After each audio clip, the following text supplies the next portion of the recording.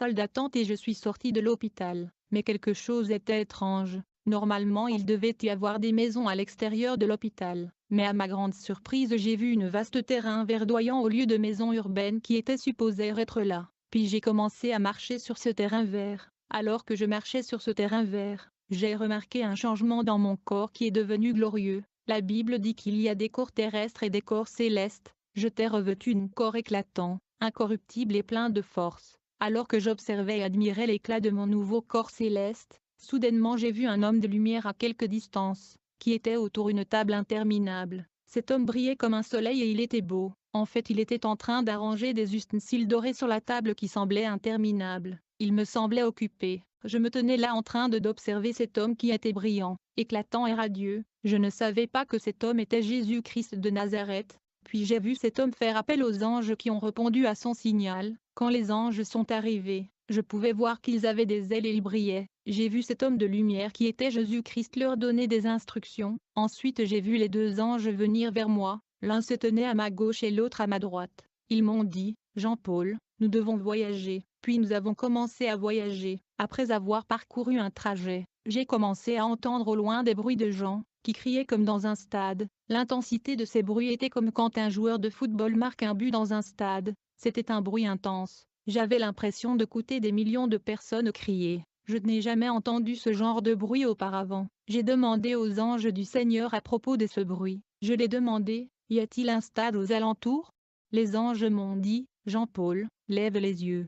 Bien-aimé, quand j'ai levé les yeux, c'est alors que j'ai vu un établissement massif où il était écrit, laisse cette prison. Quand on s'approchait de ces installations pénitentiaires j'étais terrifié et horrifié. Dès que nous sommes entrés dans cette installation d'incarcération, les anges m'ont montré la première prison. Bien-aimé, il y avait des millions de personnes rassemblées dans un seul endroit. Je pouvais voir des millions de personnes qui pleuraient. Leur nombre était comme un sable de la mer. Il y avait des millions de personnes qui étaient entassées dans cet endroit. Pendant que j'observais la multitude innombrable, je voyais des milieux qui atterrissaient dans cet endroit chaque seconde. Toute ce foule innombrable pleurait et versait des larmes dans le désespoir. Ils pleuraient et disaient, Seigneur Dieu du ciel, ayez compassion et miséricorde pour nous. Enlevez-nous de ce lieu et jette-nous dans les temps de feu et nous serons soulagés. Le tourment et la torture étaient tellement insupportables. Ils pensaient que la douleur de l'étang de feu sera moins pénible de celle du séjour de mort. C'est alors que j'ai remarqué un grand nombre de chaudrons, exactement comme celles utilisées par les mamans pour préparer, mais ils étaient massifs.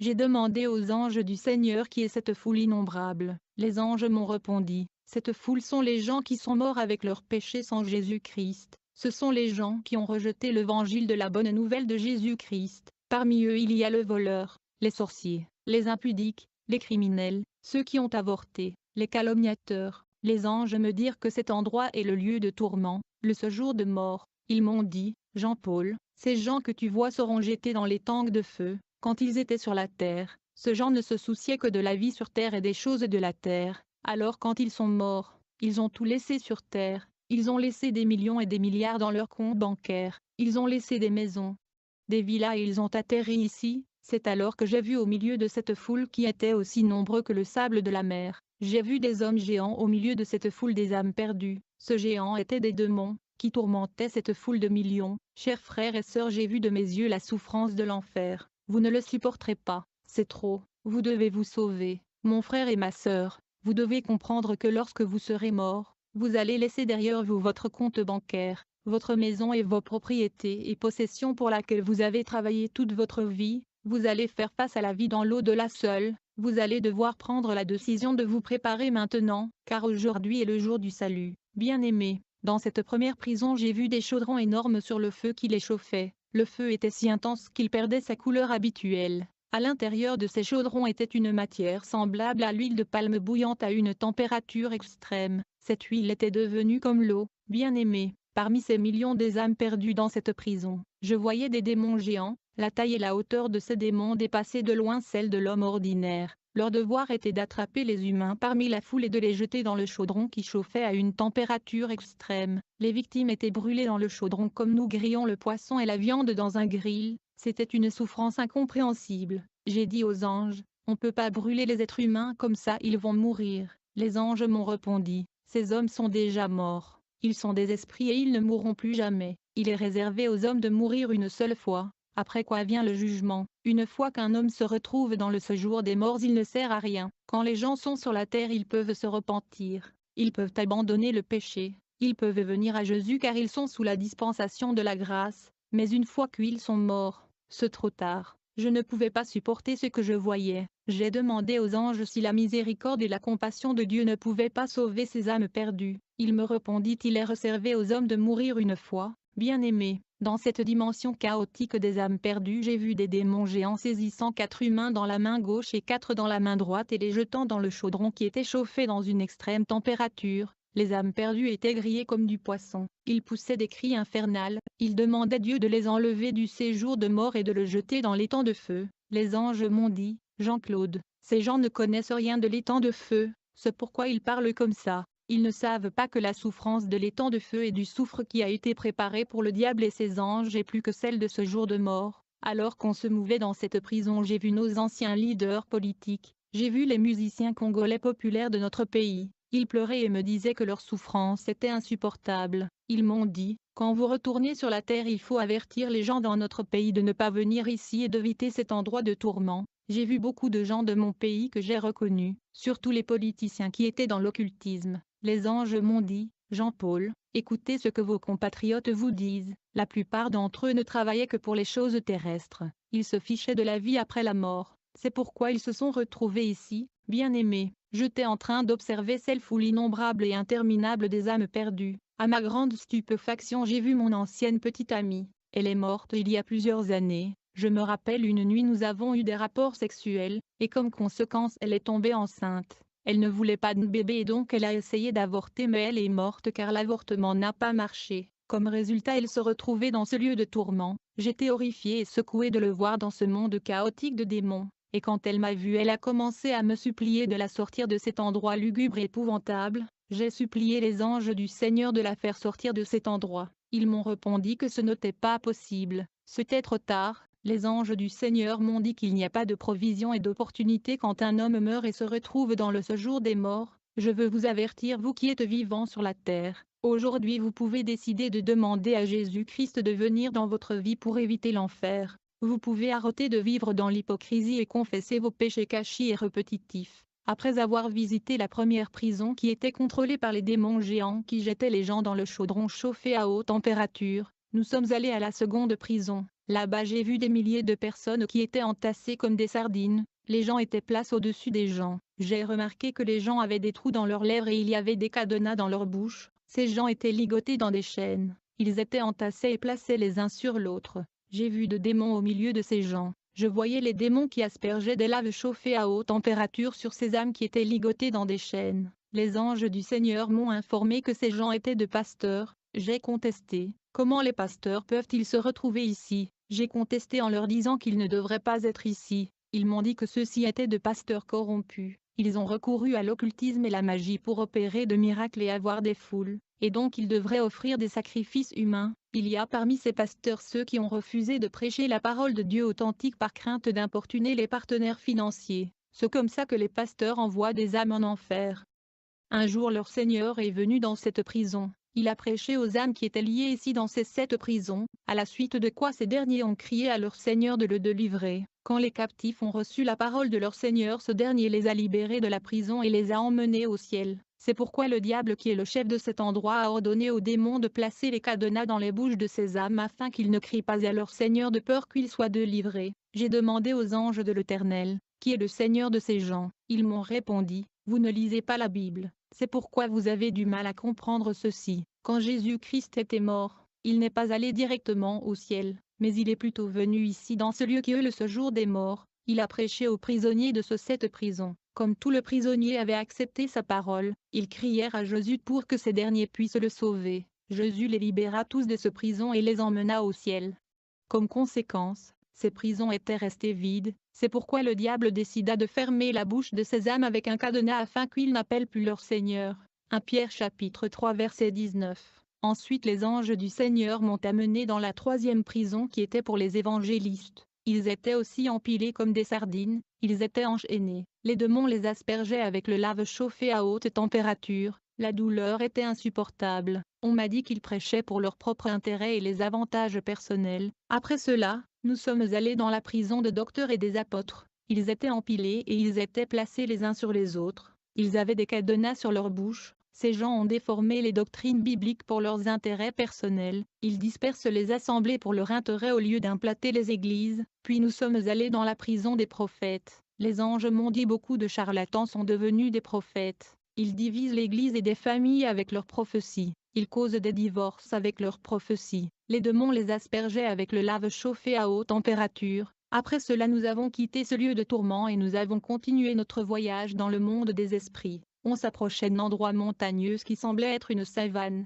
C'est alors que j'ai vu une femme qui était assise sur son trône, avec une couronne sur sa tête. Cette femme avait une beauté extrême. Elle semblait ne pas avoir des os. Elle était la plus belle femme du monde. Elle portait un collier doré. Elle était assise sur un trône doré. Elle rigolait avec arrogance, et elle insultait et blasphémait le nom de l'Éternel avec insolence. Mais j'ai remarqué que ses pieds étaient celles des animaux. Cette femme tenait une coupe d'or contenant du sang humain qu'elle buvait. Elle riait en disait, « Tout le femme du monde m'appartient. Aucune femme sur la terre n'entrera dans le royaume des cieux. » Derrière le trône doré de cette reine j'ai vu 7 énormes serpents mythiques. La taille de ces serpents ressemblait à celle d'Anaconda. En réalité ces serpents étaient des entités démoniaques, et ils recevaient des instructions de la part de cette déesse. Cette femme leur ordonnait de causer la destruction à la surface de la terre. On m'a dit que cette sirène donnait du pouvoir aux dirigeants politiques sur la terre. Quand cette déesse me vit avec l'ange du Seigneur s'approchant de son trône, elle se mit à rire intensément avec gravité et arrogance. Elle criait et jurait en disant, « Aucune femme sur la terre n'entrera dans le royaume de Dieu à cause de ma puissance.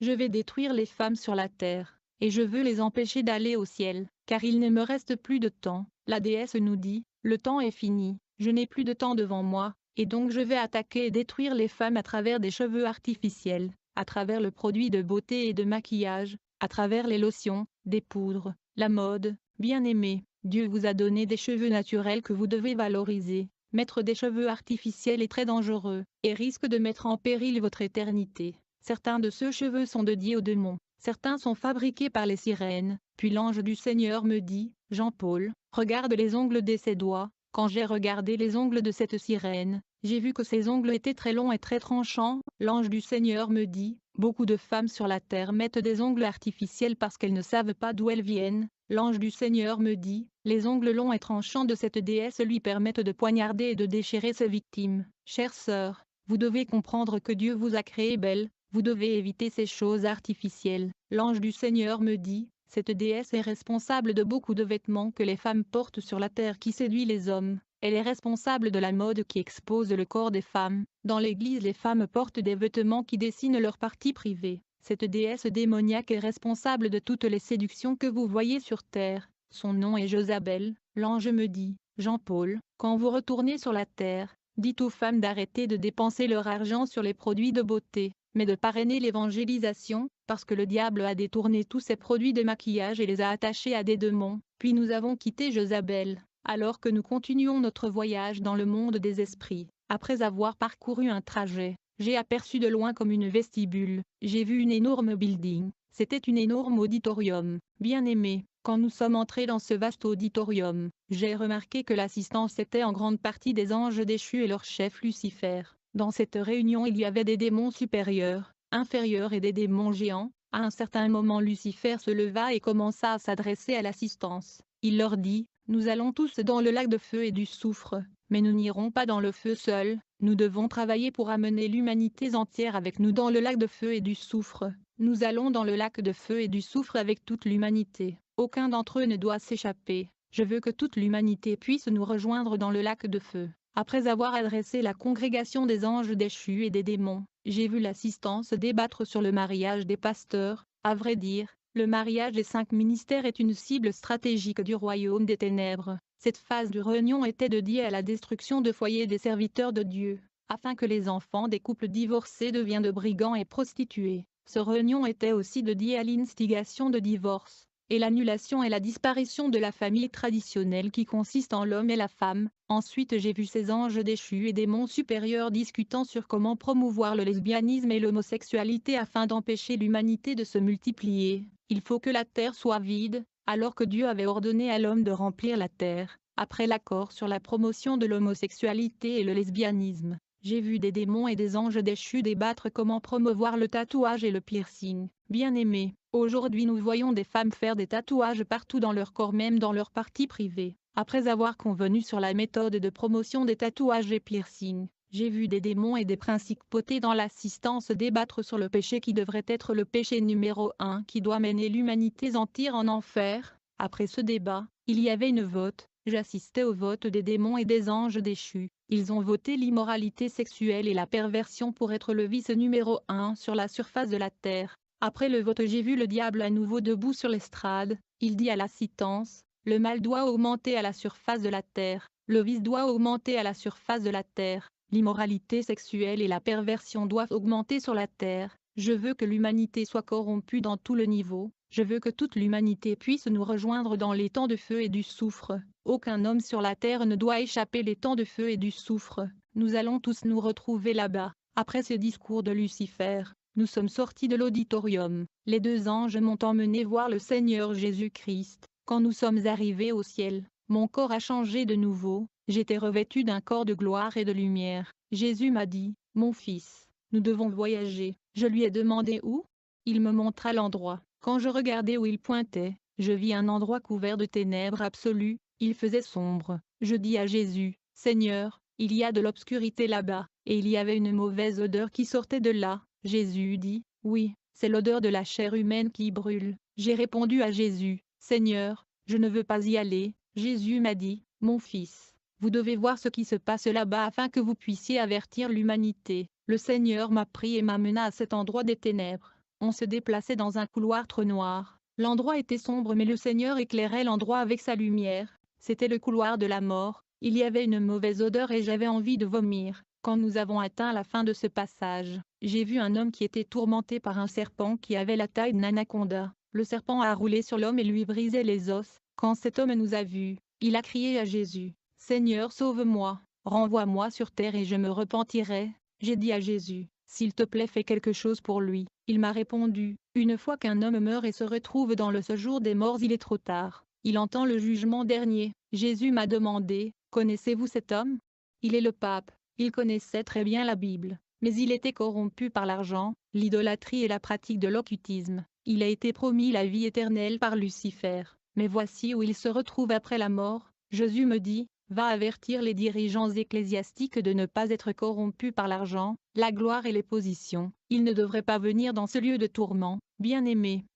Et donc nous avons laissé le pape qui était roulé par un serpent. Nous sommes arrivés devant une femme. Ses cheveux brûlaient, elle était tourmentée. J'ai vu de démons géants tirant des flèches sur elle. Le Seigneur m'a dit que cette femme s'appelait Solina. Je l'avais bénie, elle allait bien, mais elle a été attirée par le monde. Quand Solina a vu Jésus-Christ, elle a crié: ayez pitié de moi, Seigneur, donne-moi une occasion de se repentir. Je ne peux plus supporter cette douleur. Mais comme elle parlait au Seigneur et pleurait, les démons la tiraient avec des flèches. C'était insupportable de voir un autre être humain comme moi dans cette condition. Jésus dit: il est trop tard. Je lui avais donné une bonne voix pour chanter pour moi, mais elle est allée chanter pour le monde. C'est trop tard pour elle, elle attend le jugement dernier. Bien-aimé, comme j'étais attristé et secoué par ce que je voyais, puis j'ai vu un homme qui était lapidé par des démons. J'étais bouleversé de voir ce genre de souffrance. Le Seigneur m'a demandé: connais-tu cet homme?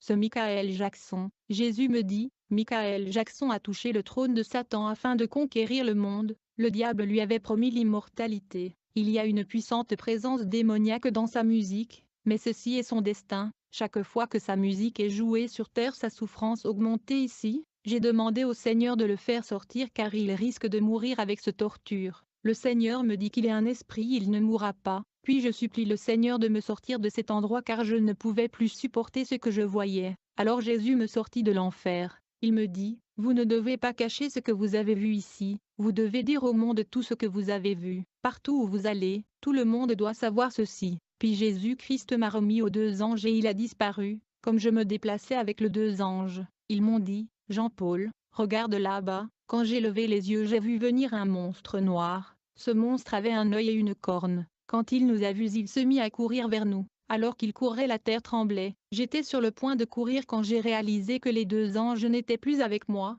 Je me suis mis à fuir pour échapper cette bête. C'est alors que j'ai entendu une voix me disant, « Tu ne peux pas fuir la bête, tu dois l'affronter. » J'ai répondu à la voix, « Je n'ai pas d'arme, comment puis-je la combattre ?» La voix me dit, « Tu as tout pouvoir. » Comme je courais et fuyais cette bête, une pensée est venue à mon esprit de faire face à cette bête. Immédiatement je me suis arrêté, j'ai dit, « Au nom de Jésus-Christ !» Immédiatement l'animal a disparu, puis j'ai vu les deux anges réapparaître. J'ai remarqué qu'ils se moquaient de moi.